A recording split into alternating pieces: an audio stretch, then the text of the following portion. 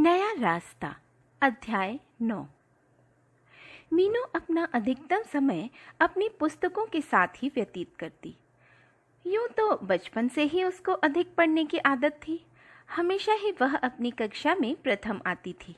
वकालत में भी उसने प्रथम श्रेणी में पास होने की ठान रखी थी।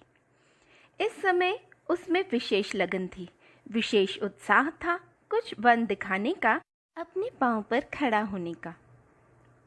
हमारे भारतीय समाज में क्या नारी सदैव पुरुषों की दासी बन के ही रहेगी? क्या हर लड़की अपने माता पिता के लिए अभिशाप बनकर रह जाएगी? क्या लड़की को यह भी अधिकार नहीं कि वह अपना जीवन अपने ढंग से व्यतीत कर सके? ऐसे कई प्रश्न मीनू के मस्तिष्क में उठते। उसके हृदय में तूफान उठता कि वह एक लड़की जरूर है, परंतु उसके अंदर इतनी हिम्मत, इतना साहस अवश्य है कि वह भी कुछ बन सके। मीनू अभी अपनी पढ़ाई में तल्लीन थी कि अचानक उसे ख्याल आया कि परसों उसे नीलिमा की शादी में जाना है। नीलिमा उसे कुछ दिन पहले आने को कह गई थी, परंतु कुछ दिन पहले जाना उसके लिए संभव न था। वह अपनी पढ़ाई अधिक दिनों के लिए नहीं छोड़ सकती थी, इसलिए उसने एक दिन पहले ही जाने का निश्चय किया।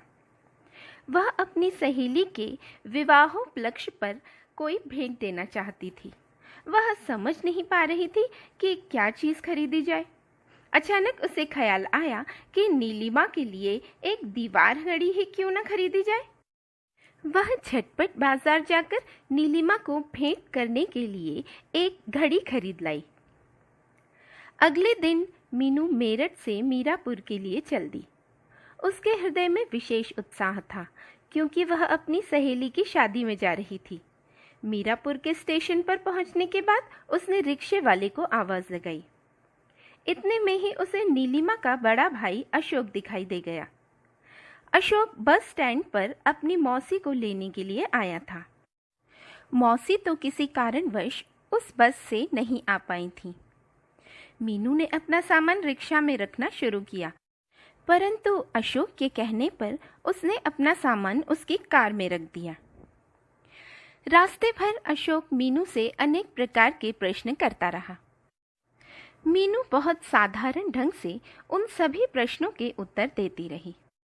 अशोक की बातों में मीनू के प्रति विशेष स्नेह झलक रहा था, परंतु मीनू ने कोई प्रतिक्रिया नहीं दिखाई।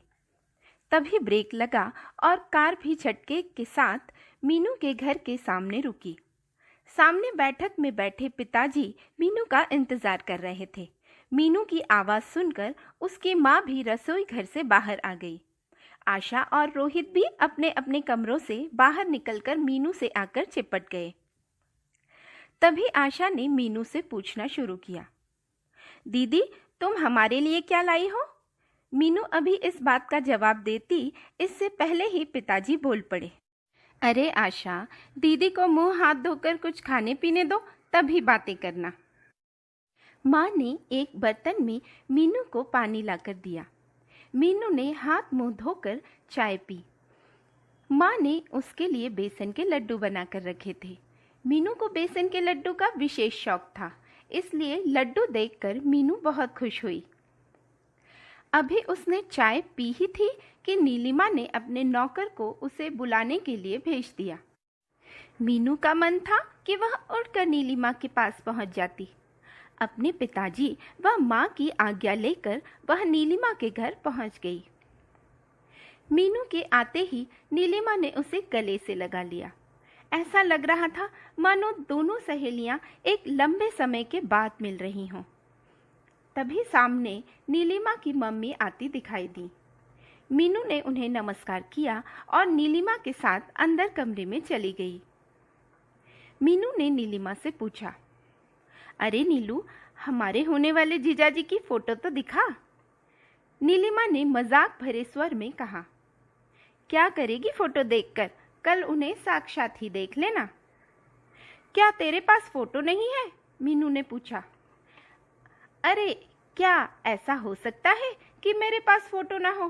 कहते हुए नीलिमा ने अलमारी से एक फोटो निकाला। फोटो दिखाते हुए नीलिमा ने मीनू से पूछा, कैसे लग रहे हैं तुझे अपने होने वाले जीजाजी? अरे वाह, यह भी कोई पूछने की बात है। लाखों में एक है। आखिर क्यों न हो, हमारी नीलिमा भी तो लाखों में एक है। मीनू बड़ी प्यार भरी वाणी में बोली। तभी नीलिमा की माताजी ने कमरे में प्रवेश किया। उन्होंने नीलिमा से कहा, नीलू बेटे, मीनू को अपना सब सामान दिखा दो शादी का। अच्छा मम्मी, कहकर नीलिमा ने पास रखा सूटकेस खोला। एक एक करके उसने सारी साड़ियाँ व कपड़े मीनू को दिखाए। मीनू हर साड़ी की प्रशंसा करती रही। रात्रि के 9 बज चुके थे। मीनू को आभास हो आया कि वह अपने माता पिता से कुछ देर भी बातें नहीं कर सकी। तभी उसने अपने घर जाने की इच्छा प्रकट की, परंतु नीलिमा ने उसे आग्रहपूर्वक कहा, मीनू, तुम खाना खाए बिना नहीं जाओगी? नहीं नीलू, घर पर माँ इंतजार कर रही होंगी। फिर रात भी काफी हो गई है। कुछ भी हो, खाना खाकर ही जाना होगा तुझे। डर की क्या बात है? अशोक भैया छोड़ आएंगे तुझे घर तक, नीलिमा ने आग्रहपूर्वक कहा। मीनू नीलिमा के आग्रह को न टाल सकी। नीलू की मम्मी ने खाना लगाया। मीनू व नीलिमा ने एक ही थाली में खाना खाया। जब तक दोनों ने खाना खाया, रात के 9:45 बज चुके थे। मीनू को डर था कि कहीं उसके पिताजी व माँ इतनी रात गए लौटने पर नाराज ना हों। तभी नीलिमा ने अपने भाई अशोक को आवाज लगाई और उन्हें मीनू के साथ भेज दिया। सड़क पर घोर अंधकार था। शायद सड़क पर लगी बिजली की ट्यूबें खराब हो गई थीं। अंधकार में मीनू अशोक के पीछे पीछे चलने लगी। मीनू का पैर एक पत्थर पर पड़ने से उसका संतुलन बिगड़ गया। तभी उसने अपने को संभाला। 2 कदम पर उसका घर था। मीनू के पिताजी बैठक में बैठे उसका इंतजार कर रहे थे। मीनू व अशोक को देखकर पिताजी ने अपने हाथ की किताब मेज पर रख दी। उन्होंने अशोक को बैठने के लिए कहा, परंतु रात अधिक हो जाने के कारण उसने बैठने से इनकार कर दिया। मीनू सीधे अपनी माँ के कमरे में चली गई। माँ उसका इंतजार करके अभी अभी बिस्तर पर लेटी थी। मीनू भी माँ के पास पड़े पलंग पर जाकर लेट गई। मीनू और माँ बहुत देर तक पड़े पड़े बातें करती रहीं। न जाने मीनू को कब नींद आ गई। फिर सुबह 6 बजे ही उसकी आंख खुली। जैसे ही मीनू की नींद टूटी और उसने करवट बदली, तभी माँ ने एक प्याली गरम गरम चाय लाकर मीनू के हाथ में थमा दी। कितनी सुखद अनुभूति हुई मीनू को। हॉस्टल में तो सुबह सुबह अपने आप ही चाय बनाकर पीनी पड़ती है, और फिर माँ के प्यार की तो बात ही कुछ और है। निस्वार्थ निश्चल प्रेम होता है माँ का। तभी उसे माँ का स्वर सुनाई दिया, मीनू बेटे, आज नाश्ते में क्या खाओगी? माँ, आज सूजी का हलवा बना लो, बहुत दिन हो गए हैं खाए हुए। मीनू ने अपनी माँ की बात का उत्तर दिया। जितने समय में मीनू नहा धोकर निवृत्त हुई, उतने में ही माँ ने सूजी का हलवा तैयार कर दिया। मीनू हलवा खाती गई और माँ के हाथ के बने हलवे की प्रशंसा करती रही। आज नीलिमा की बारात आने वाली थी। मीनू के हृदय में भी विशेष उत्साह था।